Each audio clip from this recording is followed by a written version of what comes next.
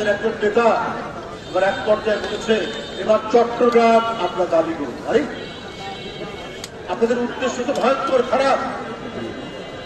একটি স্বাধীন সার্বভৌমত্ব দেশে উপর একটি অংশ আপনারা সেটা দাবি করবেন। আপনারা প্রথমে এই কথা বলছেন, আপনাদের দায়িত্বশীল একজন নেতা। আমি বলেছিলাম যে আপনারা যদি দাবি করেন তাহলে আমাদের নবাবের যে অংশ বাংলা বিহার উড়িষ্যা সেটাও আমরা দাবি করি, এবং এইটাতে পশ্চিম বাংলার মুখ্যমন্ত্রী অত্যন্ত নাকি গোস্বা হয়েছে, কষ্ট পেয়েছে। বলছে যদি আসে বাংলাদেশ থেকে উড়িষ্যা বিহার এগুলো দখল করতে আমরা কি ললিপপ খাবো? আমিও বলে রাখি, আপনারা যদি চট্টগ্রামের দিকে তাকান দাবি করেন আমরা কি আমলকি মুখে চুষবো? তা তো আমরা চুষবো।